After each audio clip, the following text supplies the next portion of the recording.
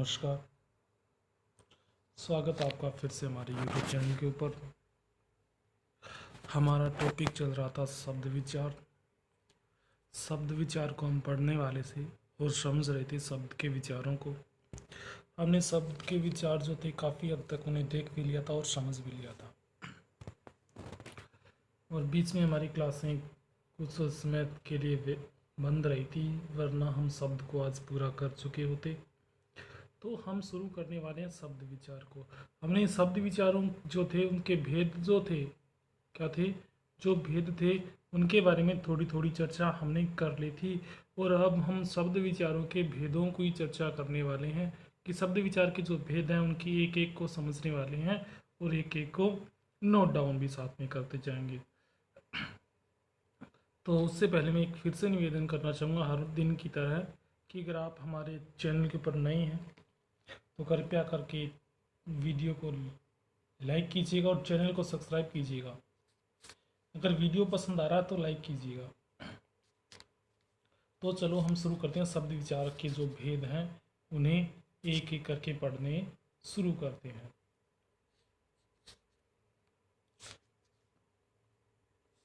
हम पढ़ने वाले हैं शब्द के भेद। क्या पढ़ने वाले हैं?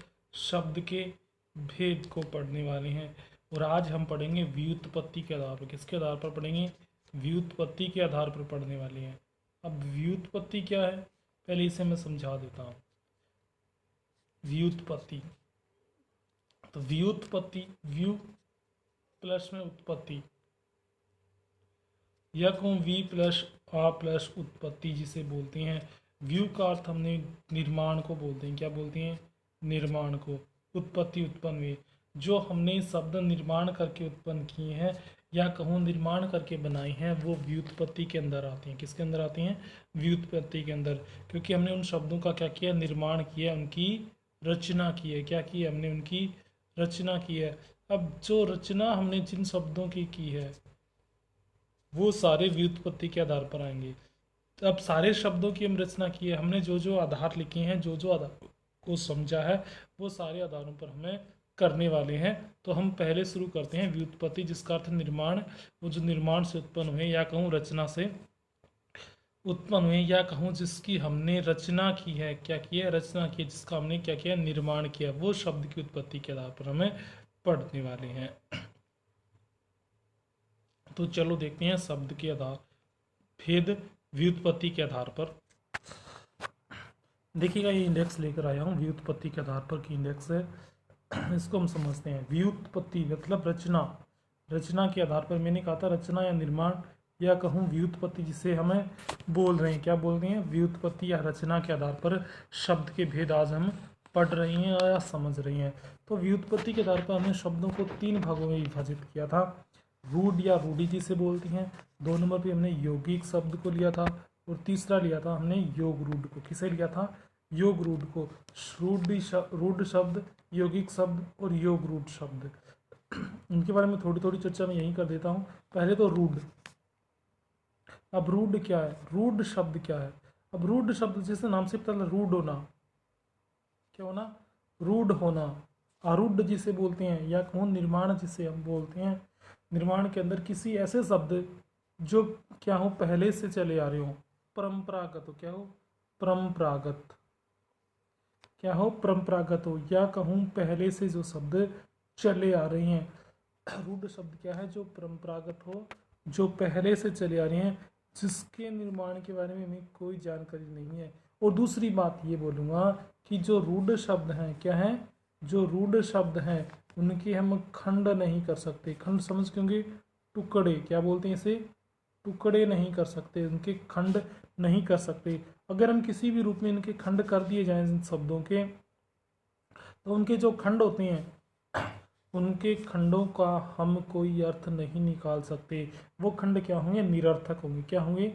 निरर्थक खंड होंगे। उस निरर्थक खंड होने के कारण इनके टुकड़े जो हैं वो किसी काम के नहीं होते। तो जो क्या है? रूढ़ शब्द वो होंगे जिसके हम खंड नहीं कर सकते, टुकड़े नहीं कर सकते, और साथ में ये शब्द क्या है? परंपरागत है। क्या है? परंपरागत। ये शब्द क्या है? आपके परंपरागत है, ये पहले से चले आ रही हैं, इसके बारे में हमें इसके खंडन नहीं कर सकते, ये परंपरा से चले आ रही हैं और साथ में एक ही वस्तु के लिए रूढ़ हो चुके हैं। ये बात याद रखना, सबसे बड़ी बात क्या है कि ये शब्द क्या है, एक ही वस्तु के लिए क्या हो चुके हैं, रूढ़ हो चुके हैं। मतलब जैसे एग्जाम्पल के रूप में लूँ कि जैसे गाय है, अब गाय शब्द हम सिर्फ गाय के लिए प्रयोग करते हैं, अन्य किसी जानवर के लिए इसका प्रयोग नहीं करेंगे। ये क्या है, सिर्फ गाय के लिए शब्द क्या हो चुका है, रूढ़ हो चुका है, या कहूँ आरूढ़ हो चुका है। ये गाय शब्द के लिए, सिर्फ गाय शब्द जो है गाय के लिए बना है। तो अगर इसके खंड टुकड़े करने की कोशिश करूँ, जैसे गाय शब्द को हमने लिया, वो गाय शब्द के टुकड़े किए, गा प्लस गे प्लस में आ प्लस में ये, तो क्या है, न तो गे का अर्थ निकल रहा है और न ही आ का निकल रहा है और न ही ये का। इन जो खंड हमने बनाए हैं इनके कोई टुकड़े नहीं कर पा रहा है, करने के बाद भी, टुकड़े करने के बाद भी इसका कोई अर्थ नहीं निकल रहा है, इसीलिए ये क्या शब्द है, रूढ़ है। इसके खंड नहीं हो रहे हैं और साथ में गाय के लिए क्या है, रूढ़ हो चुका है। और एक गाय शब्द परंपरागत रूप से चले आ रही हैं, पहले भी गाय को गाय ही बोला जाता था, इसीलिए क्या शब्द है, रूढ़ शब्द हो गया। अगला है हमारा,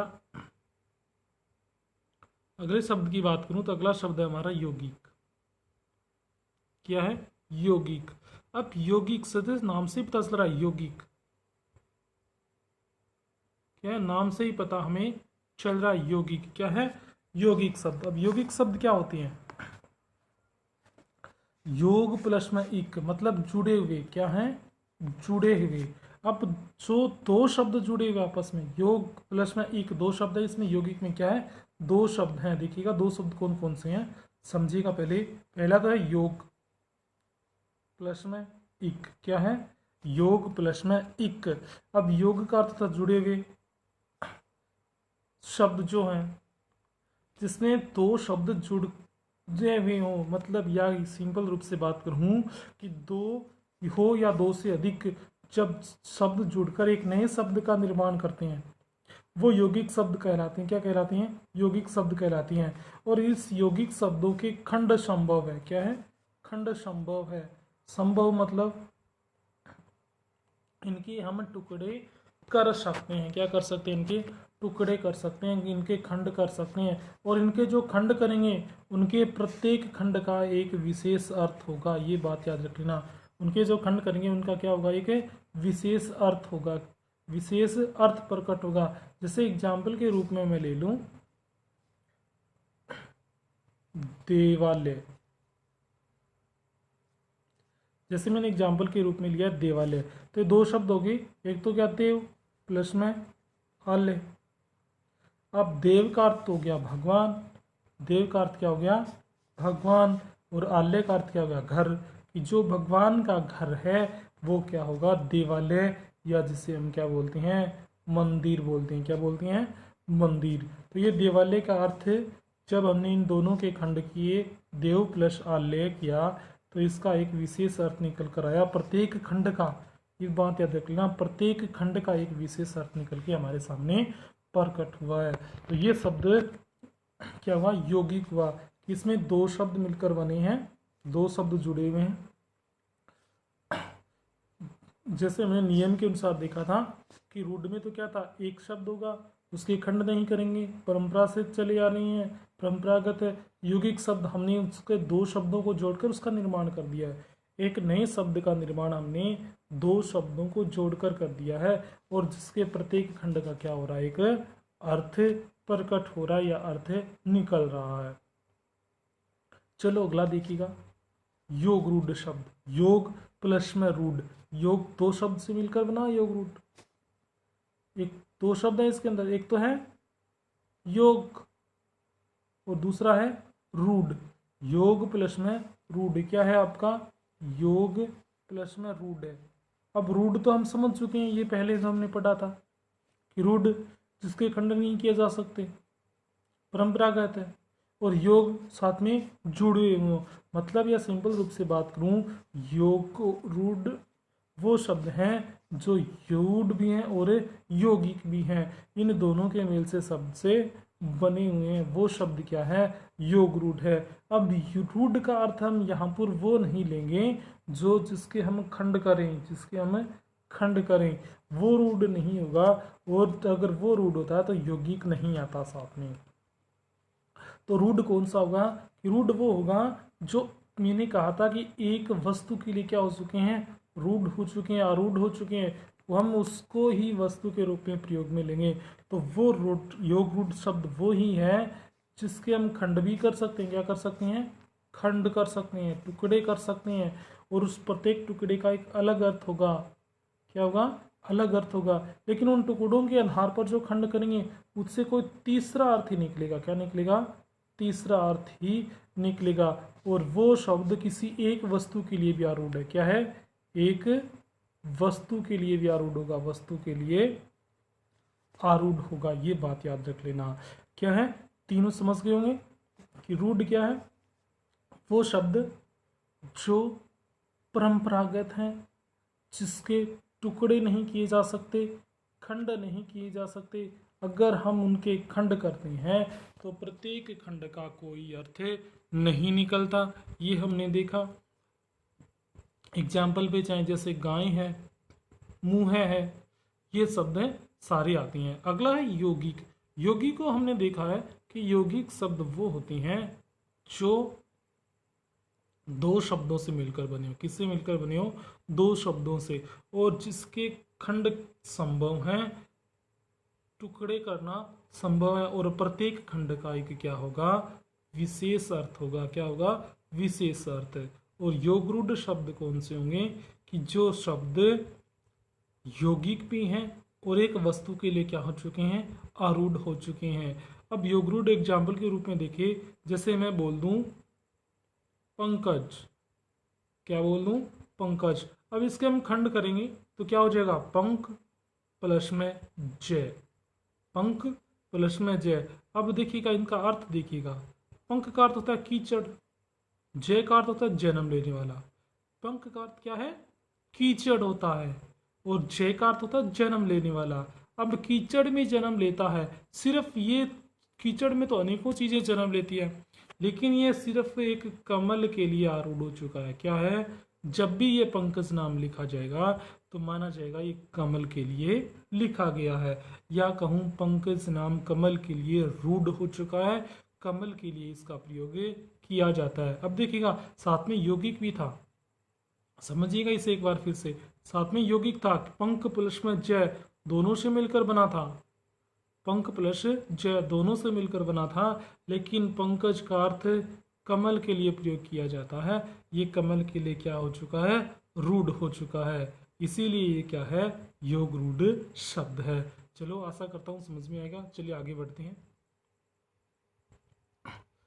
देखिएगा हम पढ़ते हैं, व्युत्पत्ति या बनावट के आधार पर शब्द के निम्नलिखित तीन भेद होते हैं। बनावट या जिसे बोलते हैं रचना के आधार पर तीन भेद होते हैं, रूढ़, यौगिक और योग रूढ़। तीनों समझ गए होंगे।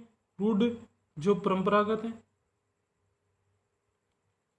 रिवाइजन साथ साथ में करते जाना, जो क्या है, परंपरागत है, परंपरा से चले आ रहे हैं, जिसके खंड नहीं कर सकते, जिसके हमें खंड नहीं कर सकते, टुकड़े नहीं कर सकते, वो क्या है, परंपरागत है। अगला है यौगिक, क्या है, यौगिक है। अब यौगिक वो है जिसके हम खंड कर सकते हैं, दो शब्दों से या दो से अधिक शब्दों से मिलकर बने होते हैं, दो या दो से अधिक शब्दों से मिलकर बने होते हैं, जिसके हम खंड कर सकते हैं, और प्रत्येक खंड का क्या होगा, एक विशेष अर्थ होगा। क्या होगा, विशेष अर्थ। अब योग रूढ़ वो होते हैं जो यौगिक भी है, क्या है, यौगिक भी है और रूढ़ भी है, यौगिक भी है और रूढ़ भी है, इसीलिए इसे योग रूढ़ बोला जाता है। अब देखिएगा रूढ़ शब्द को समझिएगा आप, रूढ़ शब्द को हम पढ़ेंगे, जो शब्द किन्हीं अन्य शब्दों के योग से न बने हों और किसी विशेष अर्थ को प्रकट करते हों तथा जिसके टुकड़ों का कोई अर्थ नहीं होता, वे रूढ़ शब्द कहलाती हैं। जैसे कल पर, इसमें इनके खंड करके दिखाए गए हैं क, ल, प और रे का। इन टुकड़ों के करने पर इसका कोई अर्थ नहीं होता, तो ये निरर्थक है। मतलब कहा गया है कि अगर हम इसके टुकड़े करेंगे, क्या करेंगे, टुकड़े करेंगे, तो इनके टुकड़ों का कोई अर्थ नहीं होता। तो ये टुकड़े क्या हैं, सारे के सारे निरर्थक हैं। और ये टुकड़े निरर्थक होने के कारण ये क्या हो जाते हैं, रूढ़ शब्द हो जाते हैं। क्या हो जाते हैं, रूढ़ शब्द। आगे देखिएगा, यौगिक। दो शब्द, जो शब्द कई सार्थक शब्दों के मेल से बने हो, क्या हो, जो कई सार्थक शब्दों से मेल से बने हो, वे यौगिक कहलाते हैं। क्या कहलाते हैं, यौगिक। जैसे देवालय, देव प्लस आलय। एग्जाम्पल में मैंने बताया था देव प्लस आलय। देव का अर्थ भगवान होता है, आलय का होता है घर। देव का अर्थ क्या होता है, भगवान, और आलय का अर्थ क्या होता है, घर। अब भगवान और घर, तो ये इसका अर्थ क्या हो जाता है, देवालय का, भगवान का घर। हमने प्रत्येक खंड के टुकड़े के अर्थ को भी जान लिया। अगला है राज पुरुष। राज शासक को बोलते हैं, पुरुष इंसान को या मानव। तो राजपुरुष, ये राज का अर्थ महान भी होता है। क्या होता है, महान। राज शासक को भी बोलते हैं। तो यहाँ पर जो राज का अर्थ लिया गया है वो महान से लिया गया है। किससे लिया गया है, महान से लिया गया है। तो क्या है, राजपुरुष का अर्थ होता है महान पुरुष। क्या होता है, महान। राज का अर्थ यहाँ क्या हो गया, महान, और पुरुष का मानव या पुरुष जिसे बोलते हैं कि महान पुरुष। राजपुरुष, पुरुष का अर्थ क्या हो गया, महान पुरुष। तो ये भी क्या हो गया, एक यौगिक शब्द हो गया। क्या हो गया, यौगिक शब्द। अगला शब्द है हमारा हिमालय। हिम प्लस आलय, दो शब्द से मिलकर बना है। एक तो क्या, हिम प्लस आलय, एक तो है हिम और दूसरा क्या है, आलय। अब हिम का अर्थ होता है बर्फ। क्या होता है, बर्फ। और आलय का अर्थ होता है घर। क्या है, आलय का अर्थ होता है घर। जैसे मैंने पहले बताया था कि आलय का अर्थ, देवालय में आलय का अर्थ क्या बताया था, घर बताया था। क्या बताया था, घर। तो यहाँ आलय का अर्थ क्या है, घर है, और हिम का अर्थ क्या है, बर्फ है। अब बर्फ, हिमालय पूर्ण का अर्थ क्या हो जाता है, बर्फ का घर। क्या होता है, बर्फ का घर होता है, क्योंकि हिमालय में पूर्णतः चारों ओर क्या है, बर्फ ही बर्फ है, इसलिए उसे बर्फ का घर कहा जाता है, हिमालय कहा जाता है। हिम का आलय। जैसे एग्जाम्पल में और भी है, देव दूत। अब देखिएगा, देव प्लस दूत, दो शब्द हैं, देव प्लस दूत। अब देव किसे बोलते हैं, देव तो बोलते हैं भगवान को। क्या, किसे बोलते हैं, देव भगवान को। और दूत संदेशवाहक को बोलते हैं। क्या बोलते हैं, संदेशवाहक। अब दूत क्या होता है, वाहक। संदेश को लाने व ले जाने वाला जो होता है वो होता है संदेश वाहक, या कहूँ दूत जिसे बोलते हैं, जो किसी का मैसेज एक स्थान से दूसरे स्थान पर स्थानांतरित करता है या पहुंचाता है, वो क्या होता है, संदेश वाहक, या जिसे दूत बोलते हैं। जैसे देवदूत शब्द, जैसे देव का अर्थ भगवान हो गया और दूत का अर्थ होता है संदेश वाहक या संदेश पहुंचाने वाला। तो भगवान का संदेश, देवताओं का संदेश इधर उधर पहुंचाने वाला क्या कहलाता है, देवदूत कहलाता है। और एक बता देता हूं कि देवदूत है कौन, देवदूत जो हमेशा नारायण नारायण करते रहते हैं, जो एक ऋषि हैं वो देवदूत हैं, जो हमेशा नारायण नारायण बोलते हुए अपना संदेश एक दूसरे तक पहुंचाते हैं या संपादित करते रहते हैं।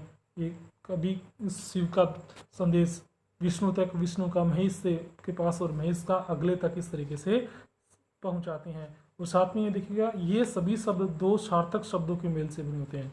ये बात याद रख लेना। क्या है, दो शब्द होंगे, वो सारे शब्द क्या होंगे, सार्थक होंगे, निरर्थक शब्द नहीं होंगे। जो दो शब्द से मिलेंगे, मेल जो है क्या है, मेल, जो मेल होगा वो क्या होगा, सार्थक होगा। क्या होगा, सार्थक होगा। बिना सार्थक मेल के वो शब्द यौगिक शब्द नहीं होंगे। चलो नेक्स्ट की तरफ बढ़ते हैं। योग रूढ़, वे शब्द जो यौगिक तो हैं किंतु सामान्य अर्थ को नया प्रकट कर एक विशेष अर्थ को प्रकट करती हैं। क्या है, विशेष अर्थ। यहाँ विशेष अर्थ क्या है, मैंने बताया था कि एक तीसरा ही अर्थ लेते हैं। क्या लेते हैं, तीसरा ही अर्थ, कि उन शब्द से किसी का कोई लेना देना नहीं होता, लेकिन एक तीसरा अर्थ ले लेते हैं। जैसे मैं बात करूँ जो सारे पर्याय शब्द हैं, पर्याय शब्द क्या हैं, जो सारे आपके पर्याय शब्द हैं वो पर्याय शब्द क्या होते हैं, योग रूढ़ होते हैं। जैसे चाहे कोई भी पर्यायवाची उठा लो, जैसे मैं बात करूं दशानन, क्या दशानन, 10 प्लस में आनंद, क्या हो गया 10 प्लस में आनंद। अब 10 का अर्थ होता है 10 और आनंद का अर्थ होता है सर। अब जिसके 10 सर हैं वो क्या है दशानन, और दशानन किसे बोलते हैं, रावण को बोलते हैं। किसे बोलते हैं, रावण को।